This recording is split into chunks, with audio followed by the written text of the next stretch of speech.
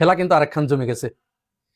এমন খেলা শুরু হয়েছে, মানে জামাত ইসলাম চরমোনাইকে নিয়ে যেভাবে খেলছে, চরমোনাই পীর সাহেব এটি বুঝতেই পারছে না যে এই বলটা কি গুগলি আসলো, নাকি বাউন্সার আসলো, নাকি অফ ব্রেক, নাকি লেগ ব্রেক।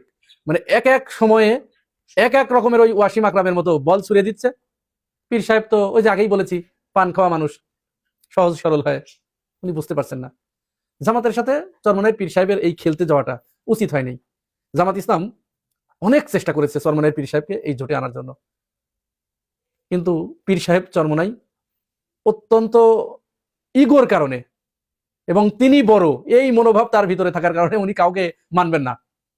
তো এটা তো কাউকে মানবেন না, এটা তো আমরা জানি, ছোটবেলা থেকে পড়ে আসছি যে আল্লাহ ইবলিশকে বললেন যে তুমি ওকে বড় মানো, আদমকে বড় মানলো না বলেই তো শয়তান হয়ে গেল। তো পীর সাহেব চরমোনাই তাকে কিন্তু একেবারে এরকম কথা সে নিজে মুখে বলেছে, আমরা শুনেছি, আপনারাও শুনেছেন। সাংবাদিক সম্মেলনে সে পরিষ্কার করে বলছে, আপনারা জামাতের নেতৃত্বে জোট, এই কথা কেউ বলবেন না, আমরা জামাতের নেতৃত্বে এখানে জোট করতে আসি নাই। বুঝতে পারছেন, মানে জামাতকে নেতা মানতে নারাজ, কোনো মতো অবস্থায় জামাতকে নেতা মানবে না। এই তারপরে তো তিনি চলে গেলেন জোট ছেড়ে, একা একা নির্বাচন করার সিদ্ধান্ত নিলেন এবং 268 আসনে তার যে প্রার্থী ছিল তাদেরকে বললেন যে কোথা থেকেও মনোনয়নপত্র প্রত্যাহার করা যাবে না, আমাদেরকে নির্বাচন করতে হবে। এই ডামাডোলের ভিতরে ওদিকে বিরোধী শিবির, বিএনপির ভিতরে যে সমস্ত বাম ঘরানার রাজনৈতিক নেতারা রয়েছে, অ্যাক্টিভিস্ট যারা রয়েছে, এবং বলা চলে এখন এরাই বিএনপিকে নেতৃত্ব দিচ্ছে, এই লোকগুলো এত বেশি খুশি হয়েছিল এবং বলা চলে এরা ওই পিছনের কাপড় তুলে লাফানো শুরু করেছিল যে চরমোনাইকে তো জামাত থেকে ডিটাচ করতে পেরেছি। তাহলে চরমোনাই পীর সাহেব এখানে কার এজেন্ডা বাস্তবায়ন করলেন বুঝতেই পারছেন আপনারা। সর্বশেষ মায়ের একটা খেলো জামাতের হাতে, এমন চপেটাঘাত খেলো পীর সাহেব এখন এই চপেটাঘাত খাওয়ার পরে না পারছে এদিকে তাকাতে, না পারছে এদিকে তাকাতে, কিং কর্তব্য বিমূঢ় হয়ে গেছে। যেটা কি হলো তাহলে ঘটনাটা একটু খুলেই বলি আসুন। আপনারা জানেন যে জামাতের পক্ষ থেকে এই গতকাল ডক্টর সৈয়দ আব্দুল্লাহ মোহাম্মদ তাহের তিনি সাংবাদিকদের কাছে বললেন এক প্রশ্নের জবাবে যে বরিশাল 5 আসনে যেখানে মুফতি ফয়জুল করিম নির্বাচন করছেন যে আসন থেকে, এই আসনে আমরা কোনো প্রার্থী দেব না, জামাত কোনো প্রার্থী সেখানে দেবে না, মানে তার প্রার্থী প্রত্যাহার করে নেবে। জামাতের প্রার্থী কিন্তু সেখানে আছে, কিন্তু তাকে প্রত্যাহার করে নেবে। এটা কোনোদিন কোন রাজনৈতিক মহলে এটা দেখেছেন আপনারা? আমি দেখি নাই। আমি 1991 সালের থেকে রাজনীতি দেখে আসছি বা ভোট কেন্দ্রে এই ভোট সংক্রান্ত বিষয়ে আমি জড়িত। আমি দেখি নাই কোন রাজনৈতিক দলের অন্য একটি প্রতিপক্ষ যে কিনা প্রতি মুহূর্তে জামাতকে মুনাফেক, বেঈমান, কাফের, মুরতাদ, মওদুদিবাদ এগুলো ছাড়া কথা বলে না। সেই জামাতের নেতারা তাদের দেয়া একজন নিশ্চিত বিজয়ের একটা আসন, বরিশালে কিন্তু জামাতের খুব ভালো অবস্থান ওই বরিশাল 5 আসনে।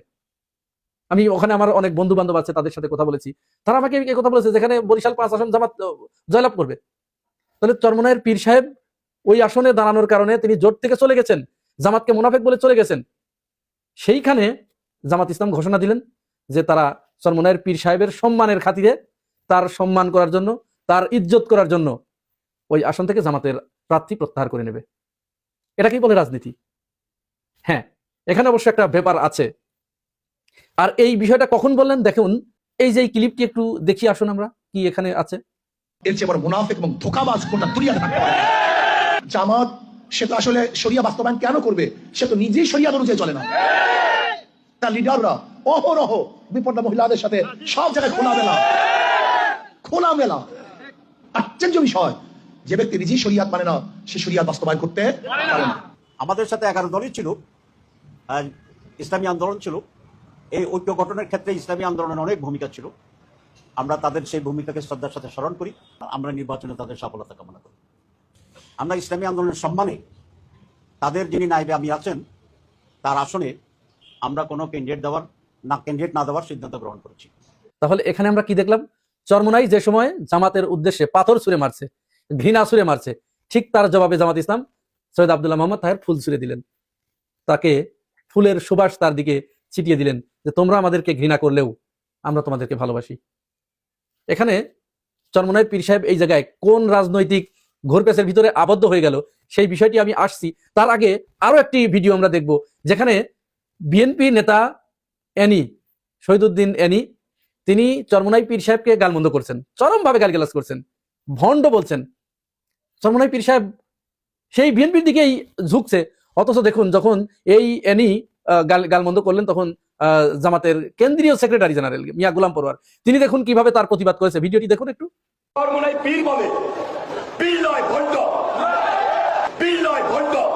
চরমোনাই পীর সাহেবের মতো একজন আল্লাহর ওলি নেক মানুষের বিরুদ্ধে কোন কোন রাজনৈতিক দল গণমাধ্যমে যে কথা বলছেন, আমরা তার ধিক্কার জানাই, নিন্দা জানাই।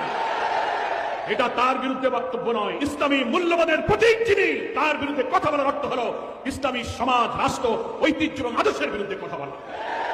আপনারা তো নিজেই দেখলেন জামাত ইসলাম তাদের জন্য কি করলো আর তারা জামাত ইসলামের জন্য কি করছে। এখনো পর্যন্ত সোশ্যাল মিডিয়ায় চরমোনাইয়ের যে সমস্ত মুরিদরা আছে জামাতকে হেন কোনো গালমন্দ নাই যা করছে না।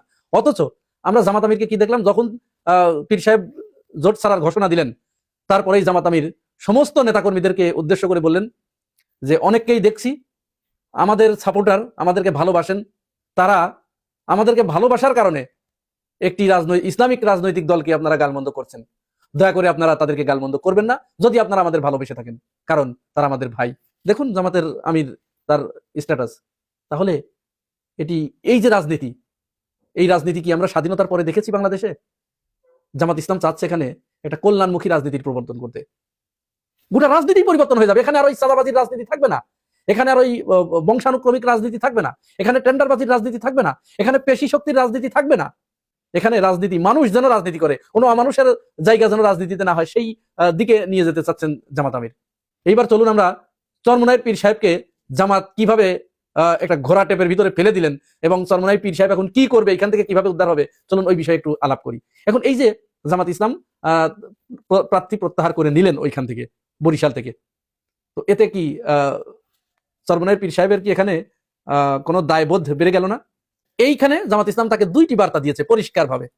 প্রথম বার্তাটি হচ্ছে, এই যে আমি তোমার জন্য ছাড় দিলাম, তুমি আমাকে যেভাবে গালমন্দ করেছো, তুমি আমাকে যেভাবে দোষারোপ করছো, তুমি আমাকে যেভাবে বাইরে ছুঁড়ে ফেলে দিতে চাচ্ছ, আসলে সেটা তুমি ভুল করছো।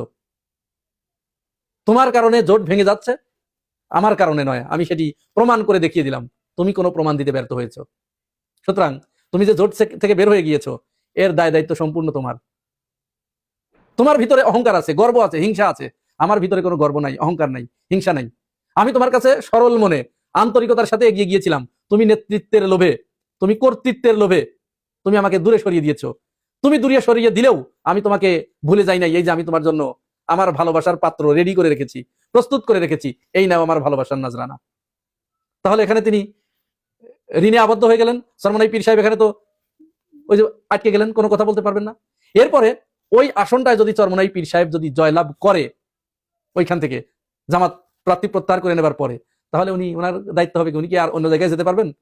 বিএনপির সাথে যেতে পারবেন? সারা দেশেই একটা আসনই পাবে আমরা এখন ধারণা করছি, অন্য কোথাও আসন আর পেত না। এখন জামাত ওখান থেকে প্রার্থী প্রত্যাহার করার কারণে একটা আসন চরমোনাই পাবে, ওই আসনটা। তাহলে আসন পাওয়ার পরে তখন কিন্তু তোমাকে জামাতের কাছে আসতেই হবে। জামাতের কাছে না এসে আর তখন তোমার কোনো উপায় থাকবে না।